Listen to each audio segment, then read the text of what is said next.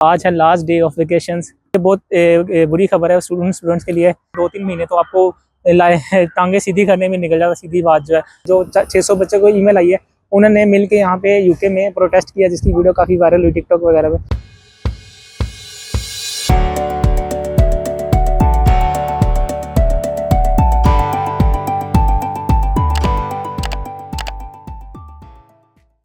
Hello, अस्सलाम वालेकुम, welcome आप सबका न्यू वीडियो में।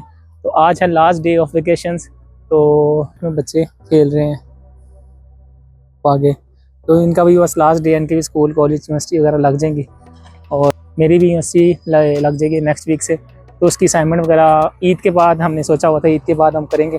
तो आखिर वो दिन आ गया। तो ये कि कल से वही यूनिवर्सिटी की रूटीन और क्लास असाइनमेंट्स वगैरह। तो नेक्स्ट वीक से नेक्स्ट मंथ से मेरे एग्ज़ाम है, तो उससे पहले कोर्स वर्क असाइनमेंट वगैरह जो है वो सबमिट होंगी। तो आज की वीडियो का टॉपिक ये है कि बच्चों को स्टूडेंट्स को ईमेल्स आ रही हैं फ़ीस की वजह से, और 600 बच्चों के तकरीबन 600 बच्चों का अभी एक इशू बना है कि उनको यूनिवर्सिटी ने फ़ीस की वार्निंग देती रही, उन्होंने इग्नोर किया। उसके बाद अब हुआ ये एट दी एंड के उनको यूनिवर्सिटी ने एनरोलमेंट उनकी ख़त्म कर दी और होम ऑफिस को बता दिया कि ये स्टूडेंट जो है वो हमारे स्टूडेंट नहीं है। तो फिर आगे से उनको होम ऑफिस की तरफ से भी ईमेल आ गई, तो क्या आप 60 डेज़ में लंदन जो है वो लीव कर दें या फिर अपना कोई नया स्पॉन्सर ढूंढें। नया स्पॉन्सर ये होता है कि आप दोबारा किसी यूनिवर्सिटी में एडमिशन लें। तो ये बहुत बुरी खबर है स्टूडेंट्स के लिए कि जो यहाँ पे ड्रीम लेके आते हैं, अपना इन्वेस्टमेंट करते हैं, अपना टाइम लगाते हैं, उनको आगे से इस तरह का रिस्पॉन्स मिले। तो असल में इनमें कुछ बच्चों की भी गलती है, कुछ उन कंसल्टेंट्स की भी गलती है जो स्टूडेंट को सही गाइड नहीं करते। अब स्टूडेंट्स को वो इसी चक्रों में ले आते हैं कि आपकी जो है वो 2-3 हज़ार डिपॉजिट से मैं आपको लंदन यूके पहुंचा दूंगा।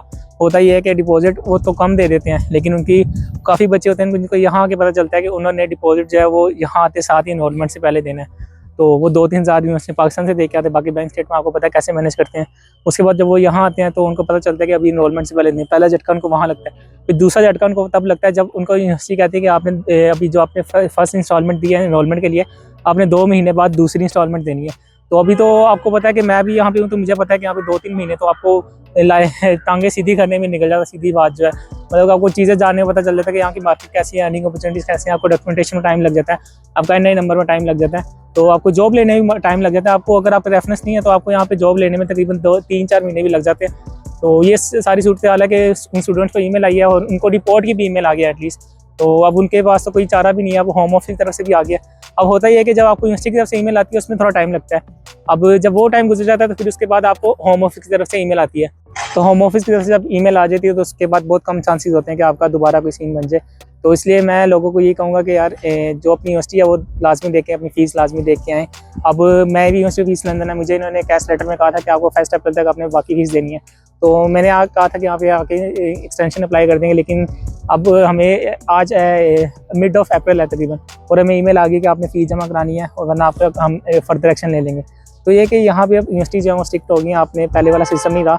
जो आपको ये स्टोरी है ना कि 2-3 हज़ार पाउंड वाली डिपॉजिट वाली यूनिवर्सिटी, उसमें होता था पहले लोग डायरेक्ट वर्क वीज़ा या विजिट वीज़ा पे आने के बजाय इस तरह स्टडी वीज़ा पे आते थे। उसमें होता था यूनिवर्सिटी का डिपॉजिट कितना होता था, 2,000-3,000, बाकी जो अपना हेल्थ इंश्योरेंस पे करके तकरीबन 3,000-3,500 में यहाँ आ जाते थे।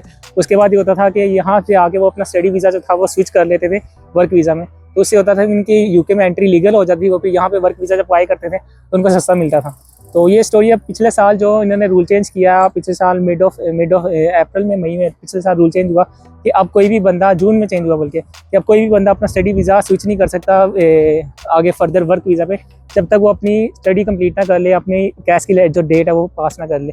तो अब वो सीन नहीं रहा। अब ये जितने भी स्टूडेंट्स आ रहे हैं उनको चाहिए कि अपनी अगर स्टडी वीज़ा पे आ रहे हैं तो स्टडी की टेंशन उनकी होनी चाहिए कि वो स्टडी करने आएंगे और यहाँ पे अपनी यूनिवर्सिटी को पूरा मतलब स्टेटस अपना लीगल रखेंगे और अपनी असाइनमेंट्स वगैरह टाइम पे सबमिट करवाएंगे और अपनी फ़ीस लाजमी सबमिट करवाएंगे, क्योंकि अब यूके की यूनिवर्सिटीज़ जो हैं वो काफ़ी अब स्ट्रिक्ट हो गई हैं फ़ीस के मामले में।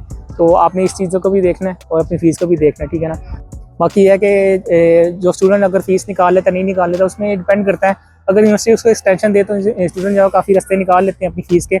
तो ये डिपेंड करता है यूनिवर्सिटी पे कि आपको एक्सटेंशन देती है नहीं देती। बाकी आप ये भी है, कुछ सीनियर कहते हैं कि यूनिवर्सिटी एक्सटेंशन दे देती, जैसे यूनिवर्सिटी ऑफ हार्टफोर्डशायर है वो एक्सटेंशन दे देती थी, लेकिन अब ये कि उन्होंने भी अपनी काफ़ी सख्ती कर दी है। तो काफ़ी पिछले जनवरी दिसंबर में सुन रहा था जितने भी हार्टफोर्डशायर के स्टूडेंट्स थे उनको काफ़ी सख्ती कर दी थी। उन्होंने कहा था कि आपने 65% डिपॉजिट दिसंबर के एंड तक देना लाजमी।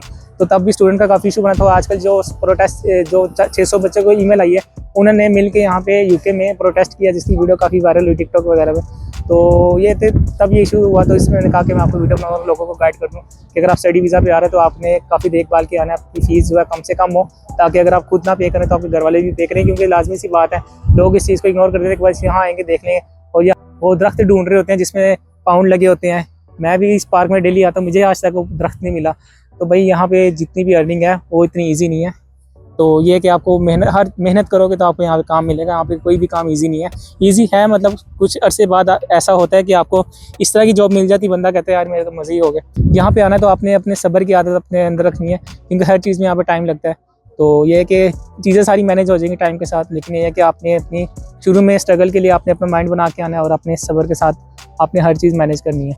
तो आज की वीडियो यहीं तक थी। तो मैंने सोचा कि आपको ये इन्फॉर्मेशन लाजमी दूँ और आपको गाइड करूँ कि अगर आप स्टडी वीज़ा पे आ रहे हो तो जो ऑलरेडी इतना स्ट्रगलिंग फेज़ होता है, उसमें एक स्ट्रगल फेज़ ये आ जाता है कि आपकी जो फ़ीस है वो आपसे मैनेज नहीं हो पाए, तो आप इलीगल स्टेटस आपका हो जाता है। तो काफ़ी स्ट्रेसफुल होता है, क्योंकि बंदा सोचता है कि मैं वर्क वीज़ा भी यहाँ पे काफ़ी मतलब कि मुश्किल से मिलता है। तो ये है कि अगर आप यूके आ रहे हैं तो अपनी फ़ीस वगैरह देखें।